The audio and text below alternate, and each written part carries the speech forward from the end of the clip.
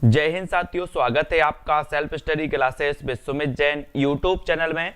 दोस्तों आज का वीडियो स्टार्ट हो चुका है, तो सभी लोग लाइव आ जाएंगे और वीडियो को लाइक और शेयर अवश्य करना है। ठीक है, रोज अपनी क्लास होती है दोस्तों रात्रि 9 बजे। ठीक है, तो सभी लोग तैयार हैं आज का टेस्ट देने के लिए। तो दोस्तों मैं आपको बता दूं कि अगर आपने अभी तक self study classes coaching app download नहीं किया है तो आप प्ले स्टोर से self study classes coaching app download कर लें, या फिर डिस्क्रिप्शन में इसकी लिंक दी है तो डिस्क्रिप्शन के माध्यम से भी आप इस ऐप को डाउनलोड कर सकते हैं। ठीक है, जहां पर दोस्तों आपका स्टडी मटेरियल भी उपलब्ध है। ये सेल्फ स्टडी क्लासेस का इंटरफेस यहां पर आपको दिख रहा होगा। ठीक है, इस प्रकार से आपको इंस्टॉल यहां पर करना है, जहां पर आपका कोर्स हिंदी साहित्य, टीजीटी, पीजीटी, मास्टर कैडर, यूकेएलटी सभी प्रकार के कोर्स यहां पर उपलब्ध हैं दोस्तों। तो सभी लोगों को देखना है और ये टेस्ट आप दोस्तों आपको देना है यहां पर। जब आप ऐप डाउनलोड कर लेते हो तो आप स्टोर में क्लिक करना है, स्टोर। ठीक है, स्टोर में आगे क्लिक करते हो तो इस प्रकार से कोर्स आपका खुलता है। इस प्रकार से संपूर्ण कोर्स पर आपको क्लिक करना है। ठीक है, संपूर्ण कोर्स पर आप क्लिक करोगे, फिर दोस्तों यहां पर आपको कंटेंट दिख रहा होगा, कंटेंट पर आपको क्लिक करना है। और जैसे ही आप कंटेंट पर क्लिक करते हो तो आपके पास दोस्तों मटेरियल पहुंचता है। ठीक है, तो इस प्रकार से यहां पर नेट बैंकिंग आदि, पेटीएम, गूगल आदि की यहां पर व्यवस्था है।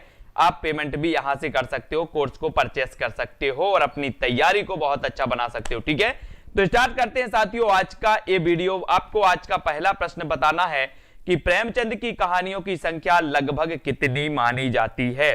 प्रेमचंद की कहानियों की संख्या लगभग कितनी मानी जाती है? 200, 300, 400 या फिर 500? जल्दी से बताना है।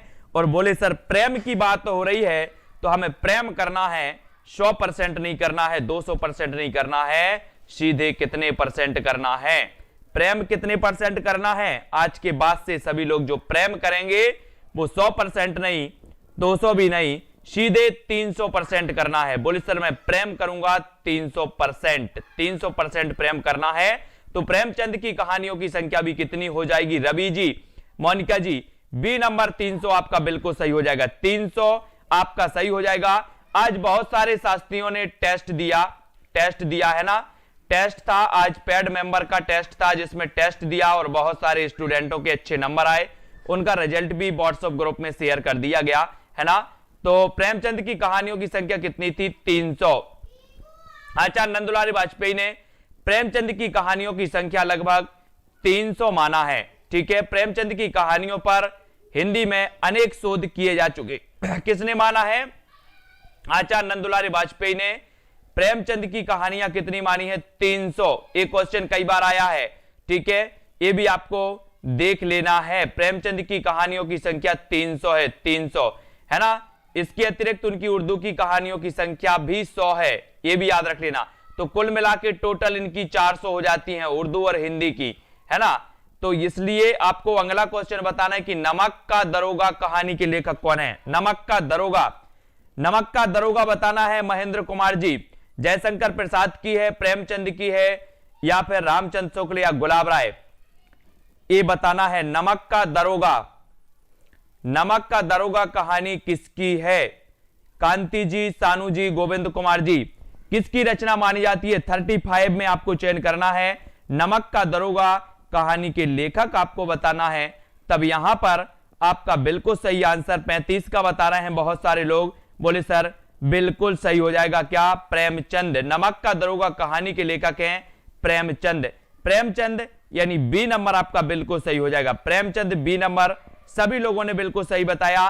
नमक का दरोगा कहानी के लेखक प्रेमचंद हैं और इनकी अन्य प्रमुख कहानियां हैं सौत भी इनकी कहानी है, पंच परमेश्वर भी इनकी कहानी है, बड़े घर की बेटी, रानी सारंधा, शंखनाद, बैंक का दिवाला, बूढ़ी काकी और कफन इनकी अंतिम कहानी मानी जाती है। ठीक है, तो पंच परमेश्वर भी है, सौत कई बार पूछा गया, सौत इनकी कहानी है, सौत है ना। और बड़े घर की बेटी, रानी सारंधा, शंखनाद, बैंक का दिवाला, बूढ़ी काकी और कफन। ठीक है, एक किसकी है? आरती चौधरी जी। ये कहानियां हैं किसकी? प्रेमचंद्र जी की। और इन्हें प्रेमचंद नाम दिया था दया नारायण निगम ने, है ना। इन्हें प्रेमचंद नाम किसने दिया था? दया नारायण निगम ने दिया था। और सौत 1915 ईस्वी में प्रकाशित हुई। ये पहली कहानी है सौत इनकी। अगर कभी आपसे पूछा जाए कि प्रेमचंद जी की पहली कहानी का नाम क्या है तो आपको बताना है सौत 1915। ठीक है, कफन 1936 ये अंतिम कहानी है 1936 की, इसको याद रख लेंगे। ठीक है, सौत 1915, कफन 1936, सुनील शर्मा जी, तो ये याद रखेंगे। पंच परमेश्वर में ग्राम पंचायत के आदर्श को उभारा गया है। नमक का दरोगा में ईमानदारी और बड़े घर की बेटी में संयुक्त परिवार की मर्यादा प्रतिष्ठित की गई है। ठीक है, तो इनकी पहली कहानी कौन सी है? सौत है। अंतिम कहानी है कफन, किसकी? प्रेमचंद जी की। ये चीज तो याद रखेंगे। प्रेमचंद कृत अन्य कृतियां देखो, मिस पद्मा, आहुति, कश्मीरी सेव, दो बहनें, मंत्र, कप्तान साहब, झांकी, दंड, दुर्गा का मंदिर, दूसरी शादी, दो बैलों की कथा, प्रेरणा, जुलूस, घर जमाई, काशी में आगमन, क्रिकेट मैच और आत्माराम। ठीक है, तो ये दोस्तों अपने थे कौन? प्रेमचंद जी। इनकी पहली कहानी सौत और अंतिम कहानी थी कफन, है ना। पंच परमेश्वर, नमक का दरोगा जैसी कहानियां भी इन्होंने लिखी हैं जो एग्जामों में पूछी जाती हैं। ठीक है, फिर आपको यहां पर देखना है कि प्रेमचंद की और भी कहानियां हैं। कहानियां देखो यहां पर कि ये प्रेमचंद की कहानी 1918 में बलिदान, आत्माराम 1920, बूढ़ी काकी 1921, विचित्र होली 1921, ग्रहदाय 1922, हार की जीत 1922, है ना। और हार की जीत एक कहानी इनकी भी है, याद रख लेना। हार की जीत कहानी ये प्रेमचंद की भी है, याद रखेंगे, है ना। और आप बीती, उद्धार, शतरंज के खिलाड़ी, सवा सेर गेहूं, ये तो पता ही है आपको। माता का हृदय, कजाकी, सुजान भगत, प्रेमचंद जी का इस्तीफा, इस्तीफा 1928, है ना। अलग योजा, अलग योजा है, पूस की रात है, तावान है, होली का उपहार, ठाकुर का कुआं, ठाकुर का कुआं आपने पढ़ा होगा, है ना। बेटों वाली विधवा है, और ईदगाह, नशा, बड़े भाई साहब आदि ये इनकी कहानियां मानी जाती हैं। इन कहानियों को आपको याद रख लेना। ठाकुर का कुआं हो, शतरंज के खिलाड़ी हो, परीक्षा हो, या फिर बूढ़ी काकी हो, बलिदान हो, या फिर शतरंज के खिलाड़ी हो, ये सारी कहानियां मानी जाती हैं किसकी? किसकी मानी जाती हैं? ये प्रेमचंद जी की। ठीक है, अब आगे आपको बताना है प्रेरणा नामक कहानी रचित है तो किसकी है? प्रेरणा, प्रेरणा किसकी मानी जाती है? प्रेरणा, बोले सर प्रेम से प्रेरणा मिलती है। प्रेम से क्या मिलती है? प्रेरणा मिलती है। किसको नहीं मिली प्रेरणा प्रेम से? जल्दी बताओ, किसको प्रेम से प्रेरणा नहीं मिली? मिस्टर शर्मा, रविंद्र जी, नीलम सिंह जी। हाँ, प्रेरणा नामक कहानी की रचयिता कौन है? ये जल्दी से आपको चयन करना है। और ये बुक है घटना चक्र की, घटना चक्र की है, जीतू जी, है ना। ये प्रेरणा नामक कहानी रचित है तो ये प्रेमचंद द्वारा रचित है, प्रेमचंद द्वारा रचित है, यानी कि आपका डी नंबर बिल्कुल सही हो जाएगा, डी नंबर। ठीक है, ये पूरे ओल्ड पेपर हैं, टीजीटी पीजीटी के ओल्ड पेपर से लिए गए प्रश्न हैं जो ओल्ड में पूछे गए हैं। ठीक है, और डी नंबर प्रेरणा नामक कहानी की रचयिता है प्रेमचंद। ठीक है, प्रेमचंद द्वारा है, डी नंबर आपका बिल्कुल सही होगा। प्रेमचंद की अंतिम कहानी कौन सी है? अंतिम कहानी बताना है निधि सिंह जी। प्रेमचंद की अंतिम कहानी कौन सी मानी जाती है? बोले सर प्रेम की अगर बात करो तो प्रेम में तो हम कफन भी बांधने को तैयार हैं, है ना। प्रेम में तो हम कफन भी बांधने को तैयार हैं। तो प्रेमचंद की अंतिम कहानी थी तो कौन सी थी? कौन सी थी? आज टेस्ट हुआ था पेड मेंबर का, ब्लॉगर किंग जी, बहुत बढ़िया नंबर आए हैं, बहुत सारे लोगों ने अच्छी प्रैक्टिस भी की है, साथ ही सॉल्यूशन भी उनको मिला है वहां पर, है ना। उनका आज फर्स्ट टॉपिक था हिंदी साहित्य के इतिहास लेखन के स्रोत, जिसमें उन्होंने पढ़ा और उसके बाद टेस्ट भी दिया और अच्छे अच्छे नंबर भी आए हैं, है ना। और प्रेमचंद की अंतिम कहानी थी तो वो कहानी थी कफन। कफन यानी बी नंबर आपका बिल्कुल सही हो जाएगा, बी नंबर। और उनका रिजल्ट भी घोषित किया गया कि किसको कौन सा ग्रेड मिला है, कौन से किसके कितने नंबर भी आए हैं। ठीक है, तो कौन सी कहानी घटना प्रधान है? घटना प्रधान कहानी बतानी यहां पर कफन इनकी अंतिम है, सौत इनकी प्रथम कहानी मानी जाती है, सौत, है ना। कौन सी कहानी घटना प्रधान है? आत्माराम, आत्म संगीत, पंच परमेश्वर, या फिर जादू। दोस्तों आपने पंच परमेश्वर कहानी पढ़ी होगी, पंच परमेश्वर वाली, कि पंच जो होते हैं वो परमेश्वर के समान होते हैं, जुम्मन, अलगू चौधरी, है ना। तो यहां पर कौन सी कहानी घटना प्रधान है? आत्माराम है, आत्म संगीत है, पंच परमेश्वर है, या फिर जादू है? बोले सर घटना प्रधान की अगर बात करते हो तो घटना प्रधान कहानी है पंच परमेश्वर। कौन सी है? ये घटना प्रधान कहानी मानी जाती है। पंच परमेश्वर प्रेमचंद जी की घटना प्रधान है, घटना प्रधान। इसको याद रखेंगे। कथा वस्तु के आधार पर प्रेमचंद की कहानियों के 3 वर्ग बनाए गए, यथा घटना प्रधान, चरित्र प्रधान और भाव प्रधान। प्रेमचंद की कहानियों के कितने वर्ग बनाए गए? 3 वर्ग बनाए गए, घटना प्रधान, चरित्र प्रधान और भाव प्रधान, है ना। प्रेमचंद जी ने ऐसी कहानियां लिखी जिनमें तीनों उपकरणों का सुंदर सामंजस्य है, और जैसे पंच परमेश्वर, है ना, मंत्र आदि, ये तीनों उपकरणों का इसमें सुंदर सामंजस्य किया गया है, घटना का भी, चरित्र का भी और भाव का भी, है ना। झबरा, झबरा किस कहानी का पात्र है? बहुत ही बढ़िया क्वेश्चन है। झबरा किस कहानी का पात्र है? पूछ की रात, कफन, 2 बैलों की कहानी, या फिर ईदगाह? यानी कि 39 का उत्तर बताना है डॉक्टर पीके गुप्ता जी। झबरा किस कहानी का पात्र है आपको बताना है, और आपने बिल्कुल सही चयन किया है कि सर अगर झबरा की बात कर रहे हो तो झबरा जो है एक कहानी का पात्र है पूछ की रात। ठीक है, झबरा, हाँ, तो ये पूछ की रात कहानी का पात्र माना जाता है, यानी कि आपका जो बी नंबर है वो बिल्कुल सही है। पूछ की रात प्रेमचंद जी की कहानी है और इसके पात्र है झबरा, है ना। झबरा प्रेमचंद कृत कहानी पूछ की रात का पात्र है। इस कहानी के पात्र पूछ की रात के हल्कू, मुन्नी, सहना एवं झबरा। झबरा हल्कू के कुत्ते का नाम है झबरा, झबरा बुलाते झबरा, है ना। तो ये झबरा जो है उनके कुत्ते का नाम है पूछ की रात, पूछ की रात।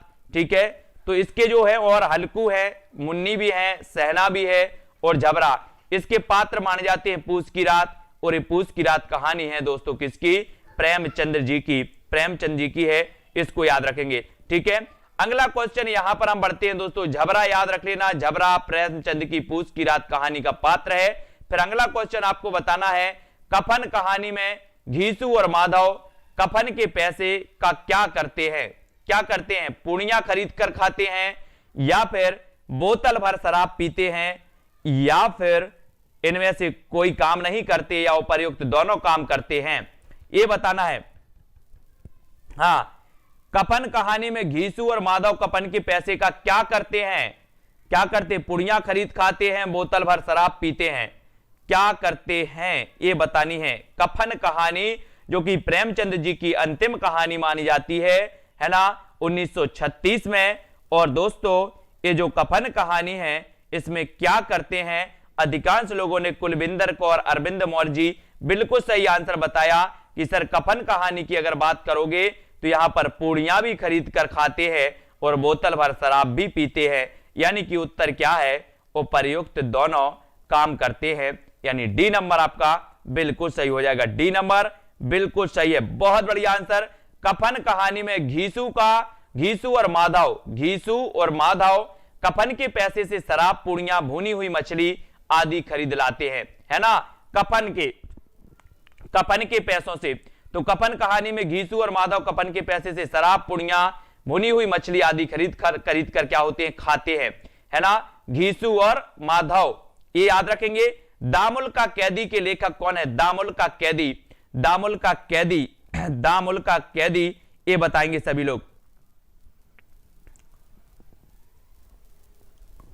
ये टीजीटी पीजीटी के लिए, सबके लिए है ये कोर्स, टीजीटी पीजीटी के लिए भी है ना। तो दामुल का कैदी के लेखक कौन माने जाते हैं? और जो भी साथी कोर्स लेना चाहते हैं वो आज ही ऐप डाउनलोड कर लें, सेल्फ स्टडी क्लासेस, है ना। आज 10 बजे रात में आपका 20% जो था वो आज खत्म हो जाएगा, 20% लेस का जो ऑफर था वो खत्म हो जाएगा, लेकिन कोशिश करूंगा कि वो ऑफर और बढ़ जाए 5-6 दिन, है ना। तो दामुल का कैदी के लेखक कौन है? तो जिसको भी साथी को लेना हो वो मुझे पर्सनल भी व्हाट्सएप पर बता सकते हैं, नंबर चल रहा है। दामुल का कैदी के लेखक कौन माने जाते हैं? तो वो माने जाते हैं प्रेमचंद जी माने जाते हैं। बबली जी, प्रेमचंद जी दामुल का कैदी के लेखक हैं और दामुल कैदी के लेखक प्रेमचंद हैं। यह उनकी प्रारंभिक कहानी है। इस पर लोक वार्ताओं का प्रभाव है। और दामुल का कैदी कथानक लिखने में पुनर्जन्म का भी सहारा लेता है। फिर अगला क्वेश्चन आपके सामने है कि किस कहानी के लेखक प्रेमचंद जी नहीं है, यानी कि 4 विकल्प हैं, 4 में से चयन करना है कि कौन सी कहानी प्रेमचंद जी ने नहीं लिखी। बड़े घर की बेटी, बोले सर लिखी है। ठाकुर का कुआं, बोले सर लिखी है। छोटा जादूगर और मिस पद्मा में से आपको बताना है ये कौन सी कहानी दोस्तों प्रेमचंद जी की नहीं है, कौन सी नहीं है। 42 का आंसर आपको चयन करना है, किस कहानी के लेखक प्रेमचंद जी नहीं है। तो आपने चयन किया है 42 का आंसर, 42 में चयन करना है, जल्दी से बताएंगे सभी लोग। और अधिकांश लोगों ने चयन किया है कौन सा, मिस पद्मा, मिस पद्मा है ना, मिस पद्मा चयन कर रहे हैं कुछ लोग कर रहे हैं छोटा जादूगर। लेकिन ये छोटा जादूगर जो कहानी है ये दोस्तों किसकी नहीं है, ये कहानी प्रेमचंद जी की नहीं मानी जाती। और आपका उत्तर हो जाएगा विकल्प नंबर डी। विकल्प नंबर डी आपका बिल्कुल सही होगा। छोटा जादूगर ये जयशंकर प्रसाद द्वारा लिखित कहानी है, जबकि शेष कहानियां प्रेमचंद जी की हैं, है ना। बड़े घर की बेटी हो, ठाकुर का कुआं हो, मिस पद्मा हो, ये कहानियां प्रेमचंद जी की हैं। और छोटा जादूगर ये कहानी किसकी है, तो ये कहानी है अपने जयशंकर प्रसाद, जिन्हें की छायावाद का प्रवर्तक कहा है ईला चंद्र जोशी ने, है ना। प्रेमचंद की कौन सी कृति अंग्रेजों द्वारा जब्त कर ली गई। जी हां दोस्तों, इसके बाद ये जो है प्रेमचंद जी पहले क्या नाम से लिखते थे, क्या नाम से लिखते थे, जल्दी से बताओ। यहीं से जब इनकी जो रचना जब्त कर ली गई, इसके बाद ये प्रेमचंद नाम से लिखने लगे और दया नारायण निगम ने इन्हें प्रेमचंद नाम दिया था। किसको, प्रेमचंद को प्रेमचंद नाम किसने दिया, दया नारायण निगम ने इन्हें प्रेमचंद नाम दिया था, है ना। और दोस्तों आपको पता है कि प्रेमचंद की जो सोजे वतन थी, सोजे वतन थी, वो जब्त कर ली गई अंग्रेजी शासन द्वारा। और एक कई बार पूछी गई है कि कौन सी कृति अंग्रेजों द्वारा जब्त कर ली गई, तो आपको बताना है सोजे वतन। और जब सोजे वतन दोस्तों क्या हो गई, सोजे वतन जब जब्त हो गई तो ये फिर प्रेमचंद नाम से लिखने लगे, प्रेमचंद नाम से लिखने लगे थे।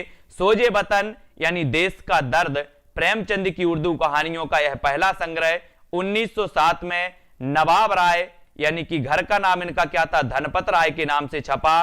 अंग्रेजी हुक्मरानों को इन कहानियों में बगावत की गूंज सुनाई दी। हमीरपुर के कलेक्टर ने प्रेमचंद को बुलाकर उनसे इन कहानियों के बारे में पूछताछ की।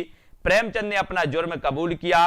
उन्हें कड़ी चेतावनी दी गई कि सोजे वतन की 500 प्रतियां जो अंग्रेजी हुकूमत के अफसरों ने जगह जगह से जब्त की थी, उनको सरेआम जलाने का हुक्म दिया। सोजे वतन में 5 कहानियां थीं, जिसमें मुंशी जी की सबसे पहली छोटी कहानी दुनिया सबसे अनमोल रत्न भी शामिल है। और इसके बाद भी प्रेमचंद नाम से लेखन कार्य करने लगे। तो पहले किस नाम से करते थे, किस नाम से करते थे, पहले करते थे दोस्तों किस नाम से, ये करते थे नवाब राय के नाम से लिखते थे, ठीक है। और फिर काय नाम से करने लगे, फिर करने लगे क्या, प्रेमचंद, प्रेमचंद के नाम से ये लिखने लगे। और दया नारायण निगम साहब ने इन्हें प्रेमचंद नाम दिया था, है ना। और फिर ये दोस्तों प्रेमचंद नाम से लिखने लगे, ठीक है। तो ये चीज आपको याद रखनी है कि इनकी जो सोजे वतन थी ये दोस्तों क्या हो गई थी, जब्त हो गई थी अंग्रेजी शासन द्वारा। प्रेमचंद की कृति जिसे ब्रिटिश शासन द्वारा जब्त कर लिया गया था वो कौन सी थी, जब्त कर लिया था वो कौन सी थी, बोले सर सोजे वतन थी। कितनी बार पूछोगे, है ना, तो पूछ लेने दो, कोई दिक्कत नहीं है। प्रेमचंद की किस कृति को प्रतिबंधित कर दिया गया था, ऐसा भी क्वेश्चन पूछा गया, तो वो था सोजे वतन। सोजे वतन यानी कि देश का दर्द, है ना। प्रेमचंद उर्दू में किस नाम से लिखते थे, बहुत बढ़िया प्रश्न है। प्रेमचंद उर्दू में किस नाम से लिखते थे, बहुत बढ़िया सुमन लोधी जी कि सर जो प्रेमचंद थे ये उर्दू में किस नाम से लिखते थे, तो ये लिखते थे नवाब राय। प्रेमचंद उर्दू में नवाब राय नाम से लिखते थे, यानी कि आपका उत्तर हो जाएगा बी नंबर, नवाब राय। प्रेमचंद उर्दू में नवाब राय नाम से लिखते थे, बिल्कुल सही आंसर। गुंडा कहानी प्रसाद के किस कहानी संग्रह में संकलित है। सबसे पहली बात तो आती है कि जयशंकर प्रसाद की कहानी है गुंडा। गुंडा है, बोले सर शंकर जी के सामने गुंडागिर्दी नहीं चलती, शंकर जी के सामने किसी की गुंडागिर्दी नहीं चलती। तो ये जो गुंडा रचना है, गुंडा, ये किसकी होगी? बोले सर जयशंकर प्रसाद की कहानी होगी, लेकिन ये किसमें संकलित है ये भी आपको बतानी है। ये गुंडा कहानी संकलित है किसमें? इंद्रजाल में।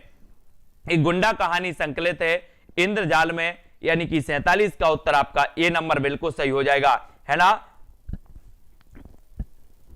बोले सर जो गुंडागिर्दी है वो शंकर जी के सामने नहीं चलती किसी की, है ना, कैसे भी हो जाए वो तो भगवान है, परमेश्वर हैं, और यहां पर इंद्रों का जाल बिछा है, इसलिए गुंडा कहानी को इंद्रजाल में संकलित किया गया है और ये प्रसाद की कहानी मानी जाती है। गुंडा कई बार पूछी गई है, ठीक है, ऐसे याद रख लेंगे। गुंडा कहानी इंद्रजाल कहानी संग्रह में संकलित है, जिसके लेखक जयशंकर प्रसाद हैं, और इंद्रजाल कहानी संग्रह में कुल 14 कहानियां संकलित हैं साथियों, और इसका प्रकाशन इंद्रजाल का 1936 में हुआ था, ठीक है, 1936 में हुआ था। और इसमें इंद्रजाल, सलीम, छोटा जादूगर, नूरी परिवर्तन, संदेह भीख में, चित्र वाले पत्थर, चित्र मंदिर, गुंडा, अनबोला, देवव्रत, ब्राह्मचिन्ह और सालवती ये कहानियां हैं किसकी है? जयशंकर प्रसाद की। कौन कौन सी हैं? इंद्रजाल इनका कहानी संग्रह है, सलीम, छोटा जादूगर, नूरी परिवर्तन भी है, परिवर्तन, संदेह, भीख में, चित्र वाले पत्थर, चित्र मंदिर, गुंडा, अनबोला, देवव्रत और ब्राह्मचिन्ह, ठीक है, इनको याद रखेंगे। और जयशंकर प्रसाद की प्रथम कहानी कौन सी थी? जयशंकर प्रसाद की प्रथम जो कहानी थी वो थी ग्राम। कौन सी थी? ग्राम थी। 1911 में ईस्वी में इंदू में प्रकाशित हुई थी। एक क्वेश्चन कई बार पूछा जाता है, ठीक है, याद रख लेना, इसको सभी लोग याद रखेंगे। जयशंकर प्रसाद की प्रथम कहानी कौन थी? ग्राम थी, ग्राम, है ना, और ग्राम 11 में प्रकाशित हुई, और एक किस में प्रकाशित हुई थी? इंदू में। किस में प्रकाशित हुई थी? इंदू में प्रकाशित हुई थी। इसको याद रखोगे। जब आपसे पूछा जाएगा कि जयशंकर प्रसाद की प्रथम कहानी कौन सी है, तो आपको बताना है ग्राम इनकी प्रथम कहानी है, और ये 1911 ईस्वी में प्रकाशित हुई थी, ठीक है। छाया 1912 में प्रथम कहानी संग्रह है। प्रथम कहानी संग्रह कौन सा है इनका? छाया, है ना, शंकर जी की छाया। शंकर जी की छाया पढ़ रही कि नहीं? बोले सर पढ़ रही है छाया। तो ये 1912 में प्रकाशित हुई थी जयशंकर प्रसाद की, जिसमें 5 कहानियां ग्राम, चंदा, रसिया बालम और फिर मदन, मृणालिनी, तानसेन शामिल है ना, ये भी आपको याद रखना है। और छाया के दूसरे संस्करण 1918 में 6 कहानियां शामिल की गई। शरणागत, सिकंदर की शपथ, चित्तौड़ का उद्धार, है ना, और अशोक, जहां आरा और गुलाम। कहानी संग्रह प्रतिध्वनि 1926 में 15 कहानियां प्रसाद, गूदड़ भाई, गुदड़ी के लाल, अघोरी के लाल, पाप की पराजय, सहयोग, पत्थर की पुकार, उस पार का योगी, करुणा की विजय, खंडहर की लिपि, कलावती की शिक्षा, चक्रवर्ती का स्तंभ और दुखिया, प्रतिभा, प्रलय। ये दोस्तों इनकी कहानियां मानी जाती है जयशंकर प्रसाद की। इनको याद करना है कि इनकी प्रथम कहानी है ग्राम 1911 में। ग्राम 1911 में, ठीक है, ग्राम 1911, ये आपको याद रख लेना, ठीक है, इसको याद रखेंगे। यहां पर देखो कहानी संग्रह आकाशदीप है इनकी, है ना, 19 कहानी इसमें संकलित हैं। कहानी संग्रह इनकी आकाशदीप। ये आकाशदीप कई बार पूछी जाती है। आकाशदीप किसकी कहानी संग्रह है? तो ये 1929 की जयशंकर प्रसाद की है, जयशंकर प्रसाद की, ठीक है, इसको याद रखोगे। कहानी संग्रह आंधी, ये 1929 की है। कहानी संग्रह आंधी 1929 की, इसमें 11 कहानियां संकलित हैं, ठीक है। प्रसाद की गुंडा कहानी में इतिहास के किस युग का चित्रण किया गया? किस युग का चित्रण किया गया ये आपको बताना है।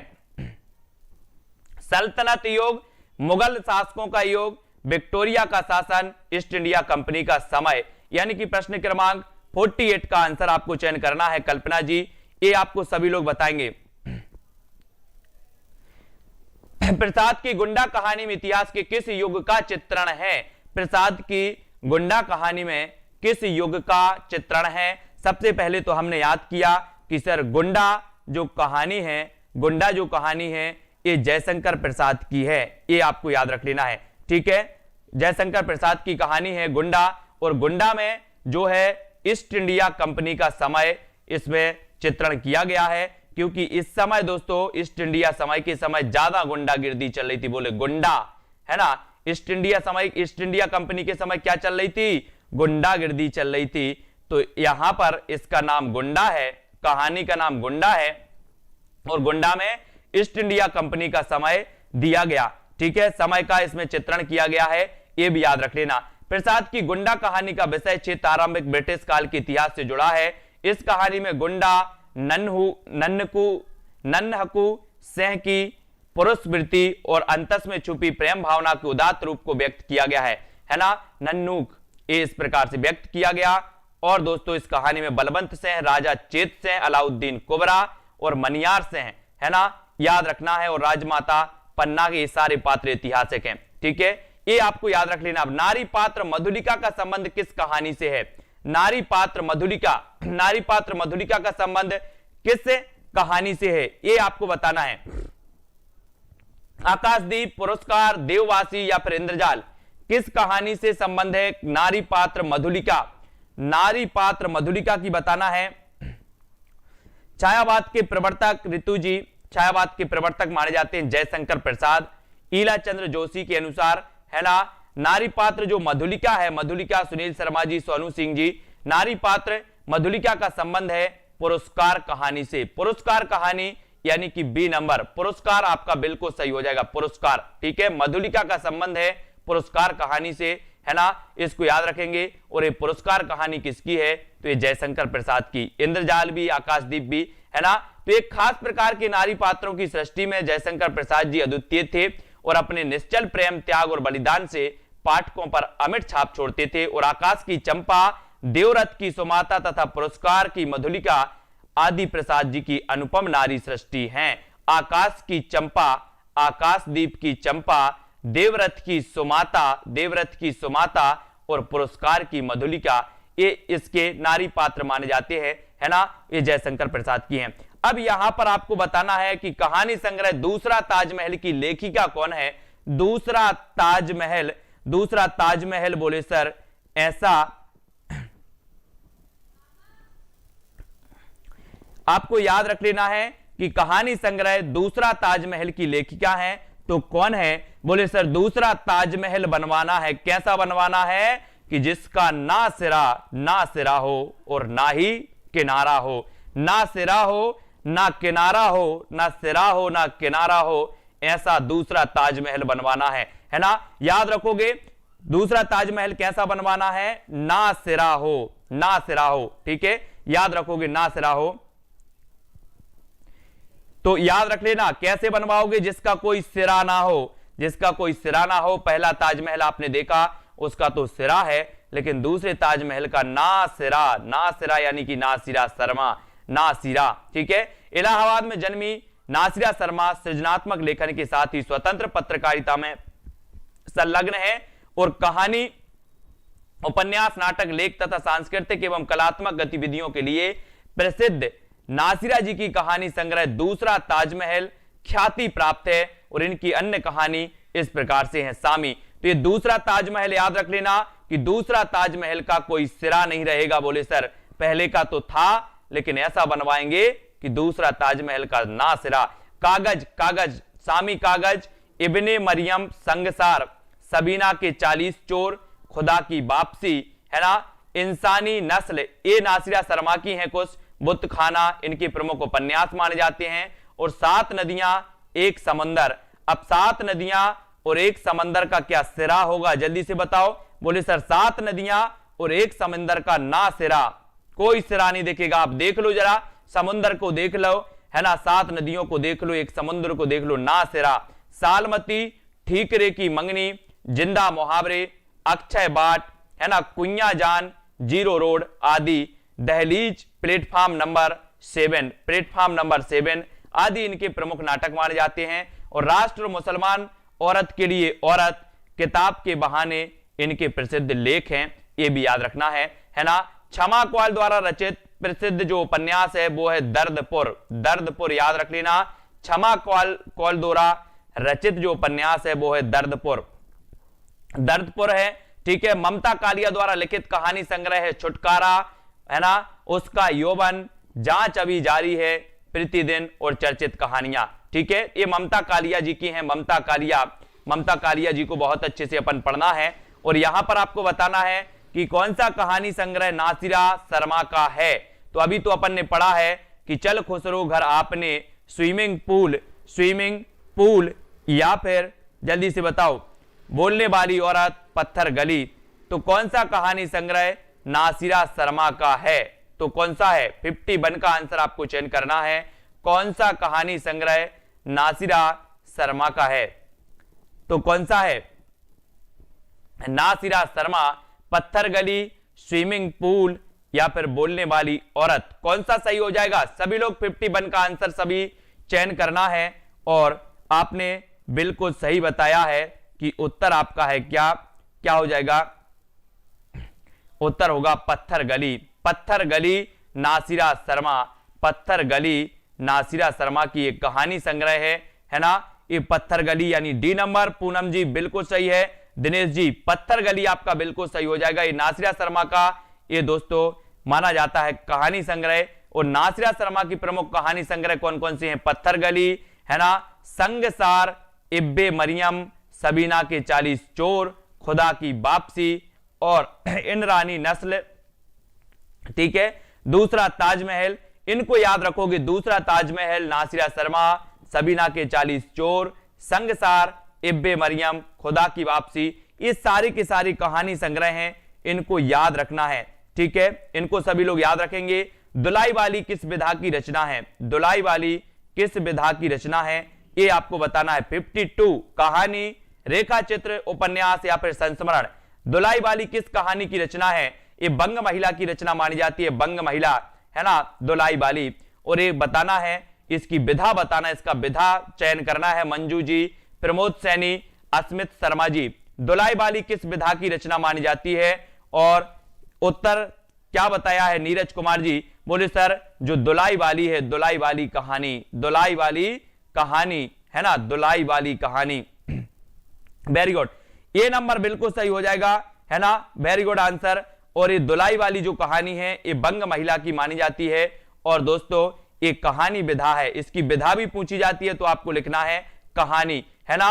और दुलाई वाली कहानी विधा की रचना है और इसकी लेखिका है बंग महिला है ना, राजेंद्र बाला घोष जिन्हें की कहा जाता है। और यह हिंदी की पहली लेखिका, कहानी लेखिका मानी जाती हैं। कौन? राजेंद्र बाला घोष यानी कि बंग महिला हिंदी की पहली कहानी लेखिका मानी जाती हैं। और दुलाई वाली इनकी कहानी विधा की रचना मानी जाती है। ठीक है, याद रखो शिल्प विधि की दृष्टि से हिंदी की प्रथम मौलिक कहानी है। और आचार्य रामचंद्र शुक्ल कृत 11 वर्ष का समय, ये हिंदी की प्रथम मौलिक कहानी मानी जाती है। काय की दृष्टि से? शिल्प विधि की दृष्टि से कुछ आलोचक दुलाई वाली कहानी को हिंदी की प्रथम मौलिक कहानी भी मानते हैं। ठीक है, हिंदी की पहली कहानी लेखिका का नाम बताना है। पहली कहानी लेखिका का नाम क्या है? एस गुप्ता जी, विद्या जी, सभी लोग चयन करेंगे 53 का आंसर।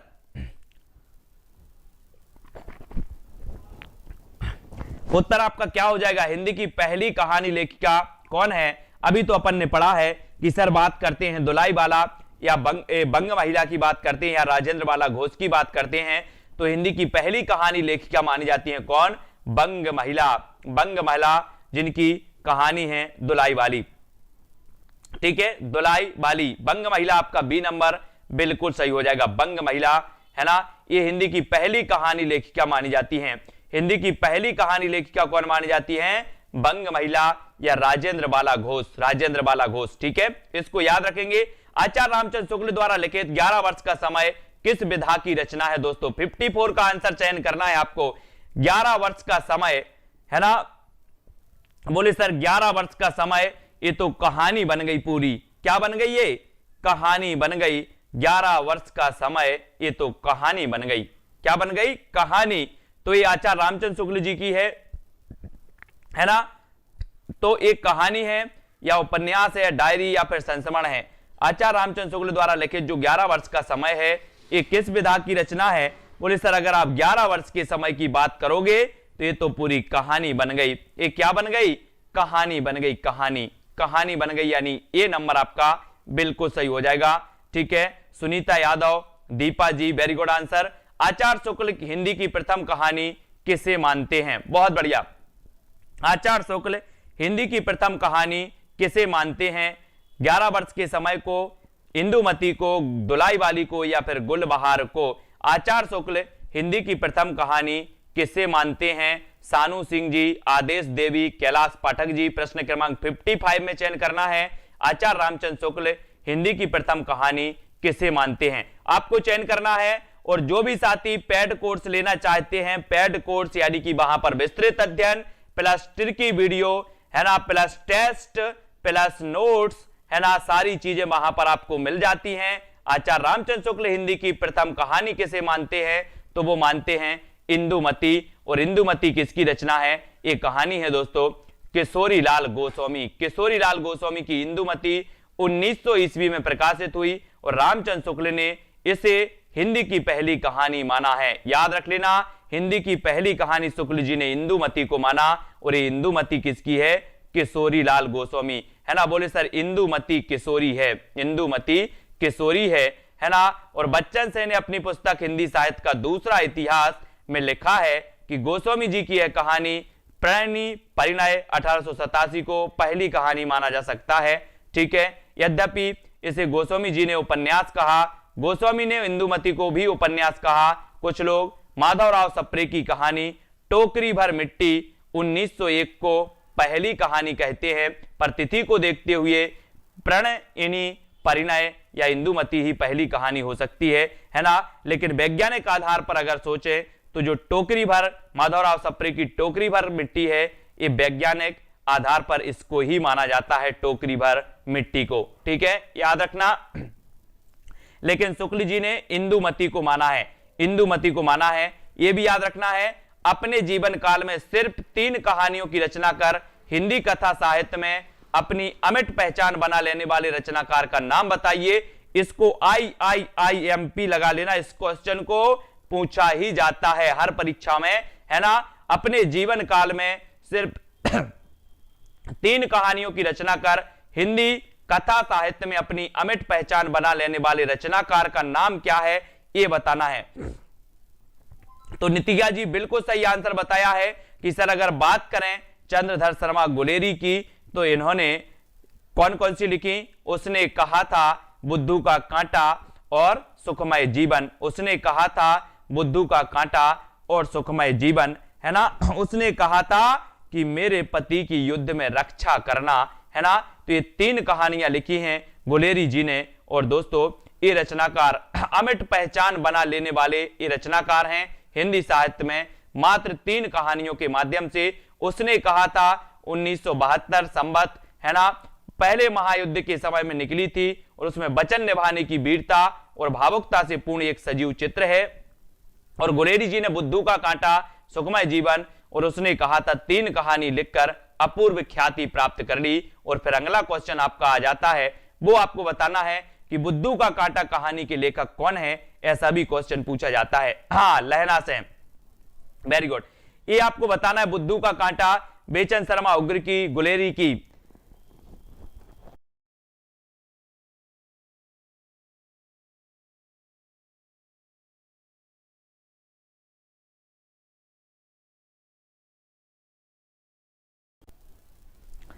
तब साथियों आपका उत्तर हो जाएगा बुद्धू का कांटा कहानी के लेखक हैं गुलेरी, यानी बी नंबर आपका बिल्कुल सही है। बी नंबर गुलेरी सही है।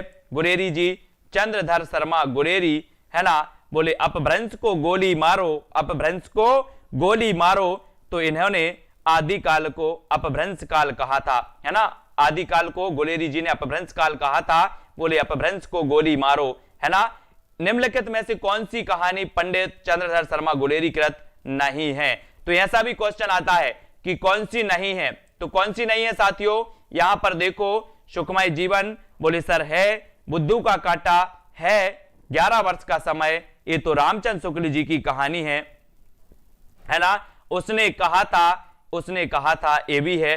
तो आपको याद रख लेना, गुलेरी जी की सुखमय जीवन, बुद्धू का कांटा और उसने कहा था, ये 11 वर्ष का समय रामचंद्र शुक्ल की मानी जाती है।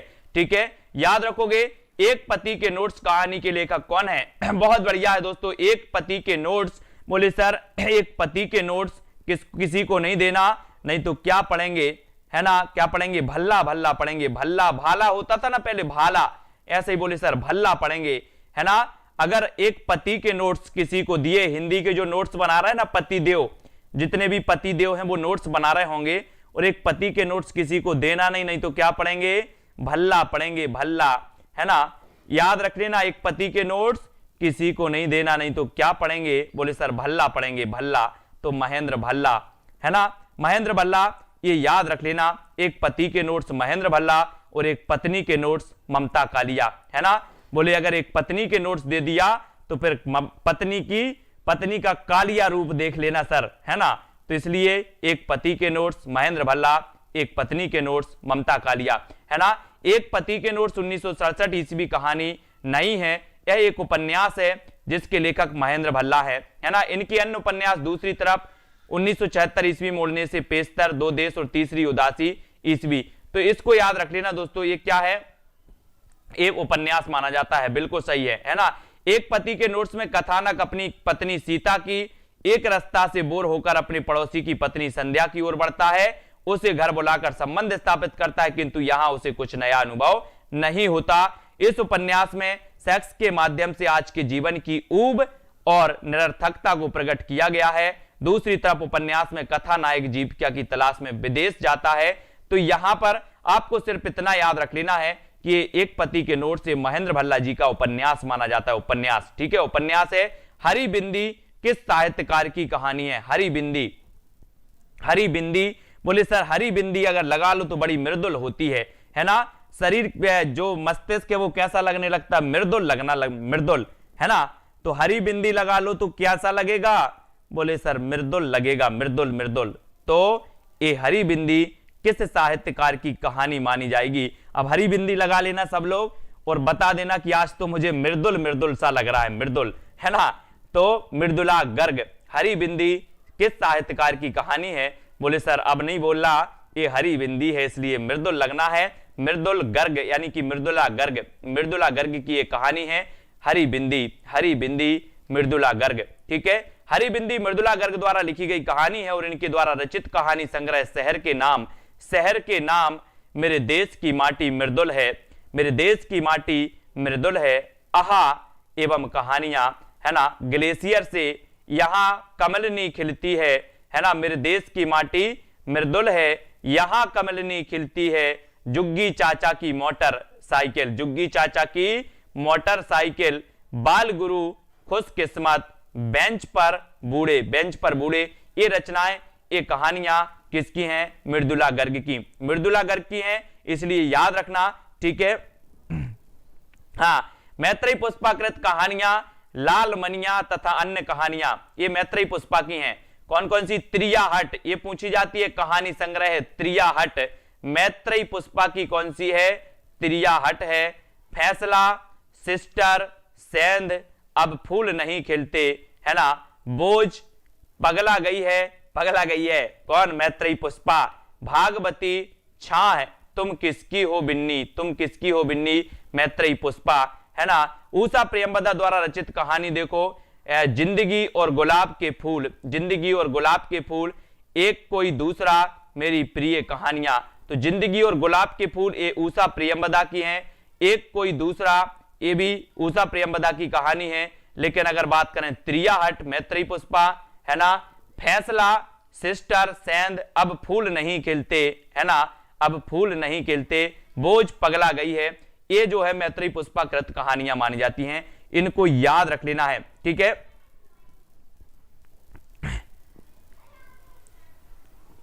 तो यहां पर आते हैं, यहां पर हम चेक करते हैं, यहां पर आ जाओ। सफेद कौवा कहानी के लेखक कौन है, सफेद कौवा कहानी के लेखक कौन माने जाते हैं, जल्दी से आपको चयन करना है।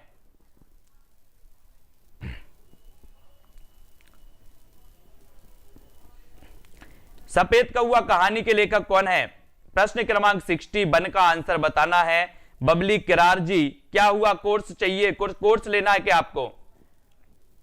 सफेद कौवा कहानी के लेखक कौन है, आपकी कोई समस्या हो तो आप कमेंट में लिख सकते हैं, है ना, कमेंट में लिखो सफेद कौवा कहानी के लेखक कौन माने जाते हैं। 61, मंजुल भगत, रमेश बत्रा, मृदुला गर्ग या फिर सुरेंद्र तिवारी।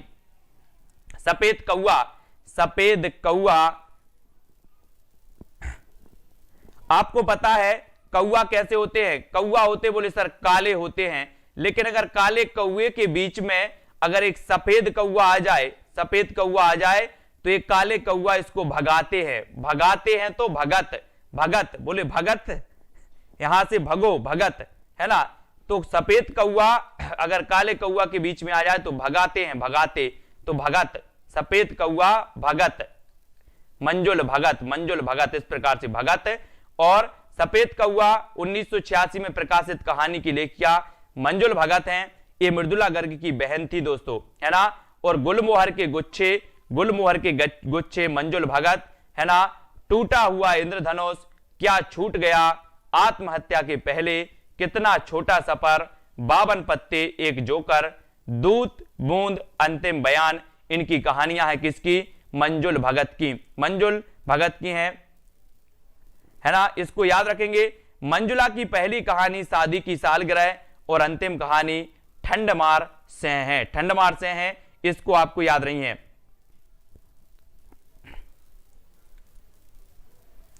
यहां पर आपको बताना है मंजुला की पहली कहानी शादी की सालगिरह और अंतिम कहानी ठंडमार से है, क्या छूट गया और टूटा हुआ इंद्रधनुष लंबी कहानियां हैं, इन्हें लघु उपन्यास भी कहा जाता है।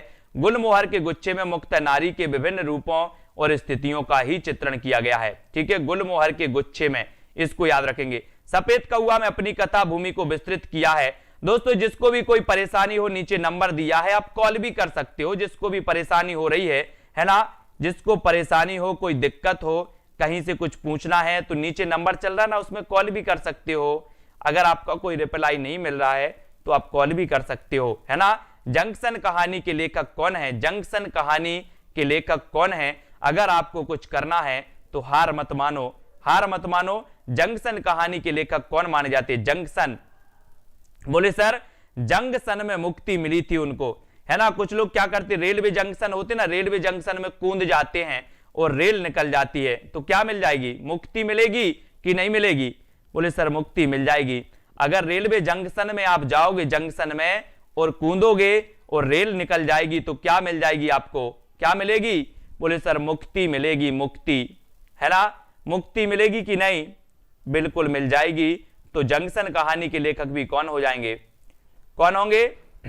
मुक्ति मिल गई, मुक्ति। ए नंबर आपका बिल्कुल सही होगा। जंक्शन कहानी के लेखक हैं मुक्ति बोध, है ना। जंक्शन में अगर कूदोगे तो मुक्ति मिलेगी। जंक्शन कहानी मुक्ति बोध की है, जिसमें निम्न वर्ग के प्रति उनकी घृणा करने की मनोवृत्ति का परिचय मिलता है। सतह से उठता आदमी, सतह से उठता आदमी, ये आपको चयन करना है। सतह से उठता आदमी की विधा क्या है? काव्य है, कहानी है, नाटक है या फिर नाट्य काव्य है? प्रश्न क्रमांक 63 का आंसर आपको चयन करना है। सतह से उठता आदमी की विधा क्या है? सतह से उठता आदमी की विधा बतानी है।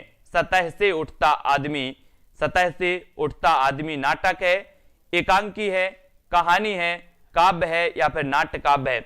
ये कौन सा माना जाएगा? आपको चयन करना है। सतह से उठता आदमी, सतह से उठता आदमी कहानी की विधा कौन सी मानी जाती है? विधा आपको चयन करनी है। और बोले सर इस सतह से उठता आदमी ये किसकी है? मुक्ति बोध जी की, है ना। गजानन माधव मुक्ति बोध की एक कहानी मानी जाती है, कहानी, यानी ये आपका कहानी बिल्कुल सही होगा, बी नंबर सही हो जाएगा। मुक्ति बोध है, उनके द्वारा रचित अन्य प्रमुख रचना है, कविता संग्रह है चांद का मोह टेढ़ा, कविता संग्रह चांद का मोह टेढ़ा, भूरी भूरी खाक धूल, है ना। कहानी संग्रह काठ का सपना, विपात्र, सतह से उठता आदमी। इनकी आलोचनात्मक कृतियों की अगर बात करें तो वो हो जाएगी आपकी आलोचना कृति कौन सी हो जाएगी? आलोचना कृति होगी दोस्तों, आलोचना कृतियां इस प्रकार है। कामायनी एक पुनर्विचार, नई कविता का आत्मसंघर्ष, नए साहित्य का सौंदर्य शास्त्र, समीक्षा की समस्याएं, एक साहित्यक की डायरी, है ना। ये इनकी आलोचनात्मक कृतियां मानी जाती हैं। भूरी भूरी खाकधूल, चांद का मोह टेढ़ा, चांद का मोह टेढ़ा, है ना, कविता संग्रह, ये मानी जाती हैं दोस्तों किसकी? गजानन माधव मुक्ति बोध। चांद का मोह टेढ़ा, भूरी भूरी खाकधूल, है ना, ये कहानी संग्रह है काठ का सपना और सतह से उठता आदमी, सतह से उठता आदमी मुक्ति बोध। सतह से उठ जाता है। जब व्यक्ति को मुक्ति मिल जाती है तो सतह से उठता आदमी, सतह से उठ जाता है ना। सतह से उठ नहीं उठ जाता है ना। तो सतह से उठ नहीं उठ जाता है अगर उसको मुक्ति मिल जाती है। ठीक है, तो सभी लोग एक बार लाइक कर दो जल्दी से। और यहां पर अपना टाइम आज का हो गया है और हमने यहां पर बहुत सारी चीजें पढ़ ली हैं दोस्तों। अब यहां पर एक चीज आती है, समस्या क्या आती है कि आपने इंस्टॉल तो कर लिया, ऐप इंस्टॉल कर लिया, यहां पर आपको डेमो क्लासें उपलब्ध हैं, टेस्ट भी उपलब्ध है। अब दोस्तों आप क्या चाहते हो कि सर फ्री क्लास अपन को मिलती रहे, तो आपको इसी प्रकार से 9 बजे फ्री क्लास मिलती रहेगी। और आपको अगर कॉन्फिडेंस है कि सर मेरी फ्री क्लास में ही तैयारी हो जाएगी, तो बिल्कुल आप फ्री क्लास अटेंड करें। और अगर आपको कॉन्फिडेंस नहीं है कि सर इस क्लास से मेरी तैयारी व्यवस्थित नहीं हो पा रही है, तो आप दोस्तों पेड कोर्स भी ले सकते हैं, पेड कोर्स भी ले सकते हैं। तो जो भी साथी पेड कोर्स लेना चाहते हैं वो पेड कोर्स ले सकते हैं। ठीक है, ये याद रखेंगे और वीडियो को सभी लोग लाइक करेंगे। सेल्फ स्टडी क्लासेस ये आपको इंस्टॉल कर लेना है ऐप। ठीक है, और ऐप पर जाकर जिनने दोस्तों ऐप डाउनलोड कर लिया है वो ऐप पर जाकर रिव्यू जरूर दें, है ना, रेटिंग जरूर करें। आप क्या रेटिंग देना चाहते हो ये याद रख लेना है। ठीक है, एक घटना चक्र की बुक है, तो जो भी साथी खरीदना चाहते हैं वो घटना चक्र की बुक खरीद सकते हैं। रोहित कुमार जी, कुलदीप सिंह जी, सुनीता जी, सोनू जी, ठीक है, और राज त्रिपाठी, प्रमोद सैनी जी, है ना, राज त्रिपाठी जी, सभी को धन्यवाद साथियों। सोनू सिंह, रोशनी जी, राज त्रिपाठी जी, तो प्रमिला देवी और रोशनी देवी जी, सभी को धन्यवाद। इसी प्रकार से जुड़े रहें। और दोस्तों मैं आपको बता देता हूं कि जब आप पेड कोर्स ले लेते हो तो यहां पर आपको कंप्लीट कोर्स मिलता है हिंदी साहित्य का, बिल्कुल शुरुआत से लेकर एक विस्तृत अध्ययन मिलता है। ठीक है, दूसरा आपको यहां पर ट्रिकी वीडियो मिलते हैं महत्वपूर्ण टॉपिक के। ठीक है, तीसरा आपको यहां पर नोट्स भी मिलते हैं। चौथा आपका हर टॉपिक पर टेस्ट भी कराया जाता है, हर टॉपिक पर टेस्ट भी कराया जाता है यहां पर जब आप पेड कोर्स ले लेते हो। ठीक है, तो इतनी सारी सुविधाएं आपको पेड कोर्स में मिल जाती हैं अगर आप पेड कोर्स लेते हो। ठीक है, और बहुत सारे साथियों ने आज पेड कोर्स वालों ने टेस्ट दिया जिसमें उनको पता चला, उनका आकलन, उन्होंने अपना अपना आकलन किया, उनको पता चला कि सर हम कितने गहरे पानी में हैं। और उनको क्या होता है, उनको व्यूज भी मतलब वो होता, रिव्यू भी दिया जाता है, कौन सा प्रश्न आपने गलत किया है, कौन सा सही किया है, इसका आंसर क्या सही होना चाहिए और क्यों सही होना चाहिए, ये सारी चीजें वहां पर दी जाती हैं आपको रिव्यू में। ठीक है, तो बहुत अच्छा लगा आज का टेस्ट, बहुत सारे लोगों ने दिया है। तेजा भाई, ब्लॉगर किंग जी, अनिता गौर जी, पूनम चौधरी जी, प्रमोद सैनी जी, है ना, और बिमलेश कुमारी राजपूत जी, सभी को धन्यवाद। कुमकुम जी, अविनाश, श्वेता जी, है ना, और शिव पूजन जी। और जिनने ऐप डाउनलोड कर लिया है वो प्लीज प्ले स्टोर में जाके फिर से सेल्फ स्टडी क्लासेस सर्च करो, ऐप पर रिव्यू जरूर दो। जो ऐप है आपको कैसा लग रहा है, आपको किस प्रकार से दोस्तों ये ऐप है आपका मददगार है आपकी परीक्षा के लिए, वो सारी चीजें आप कमेंट में भी लिख सकते हो वहां पर, है ना। और मंजू ठाकुर जी, कांति उइके, मंजू जी, कॉम्पिटिशन जी, है ना, रोशनी चौरसिया, सत्येंद्र सिंह जी, सभी को धन्यवाद साथियों। कुमकुम जी, राकेश, अलका जी, तेजा भाई, मिस्टर शर्मा जी, है ना, और कल्पना धिमन जी, ठीक है, डॉक्टर पीके गुप्ता जी, सरेंद्र मौर्य जी, प्रदीप जी, ज्योत्सना, सुनीता यादव जी, लोकेंद्र धाकड़ जी। लोकेंद्र जी थोड़ा सा अभी क्या है कि सर्दी भी है तो इसलिए अब वो करेंगे जल्दी। ठीक है, और कुलविंदर कौर जी, फीस भरने में दिक्कत आ रही है, जिसको भी अब कॉल कर लेना मुझे, है ना, क्लास के बाद कोई भी हो जिसको भी कॉल करना है, बात करनी है किसी भी विषय में, वो बात कर सकते हैं। पेड कोर्स का चार्ज है दोस्तों 1500 रुपए, और 1500 में आज 10 बजे तक उसमें क्या था, आज 10 बजे तक 20% का डिस्काउंट था, लेकिन मैं बात करूंगा, हो सकता है कि 4-5 दिन और 20% का डिस्काउंट बढ़ जाए, तो जिस भी साथी को वो कोर्स लेना है वो संपर्क कर लेगा।